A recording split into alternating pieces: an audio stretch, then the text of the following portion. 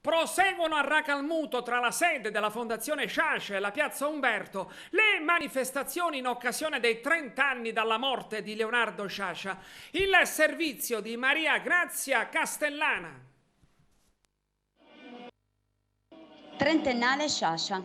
Sciascia e il cinema. Celebrato a Racalmuto il trentennale sciasciano con la proiezione del film Cadaveri eccellenti di Francesco Rosi dal complesso romanzo Il contesto di Leonardo Sciascia, introdotto da Mario Gazziano con il suo stile agile e documentato, anche attraverso le parole dirette di Sciascia, riportate nelle numerose interviste che Sciascia ha rilasciato allo stesso Mario Gazziano. Un pubblico numeroso e consapevole ha colmato lo spazio aperto cinematografico di Piazza Castello. La proiezione è stata aperta dal sindaco Vincenzo Maniglia, che ha anticipato gli appuntamenti commemorativi approntati dal Comune e dalla Fondazione Sciascia.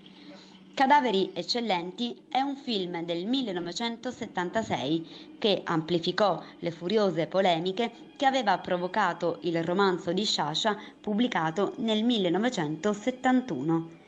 Una polemica durissima, poiché il libro coinvolse il Partito Comunista Italiano dell'epoca, accusato nel romanzo di conformismi e di allineamento alle ragioni di Stato.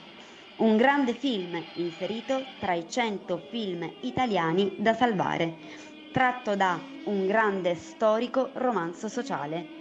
È anche una importante produzione con cast internazionale, da Lino Venturà a Max von Sydow, Marcel Buzzuffi, Alain Cuny e Renato Salvatori. Come questa città.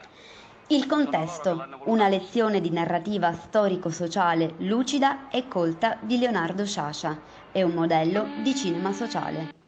Il tutto in bella evidenza nelle parole introduttive di Mario Gazziano, giornalista, direttore del Pirandello Stable Festival.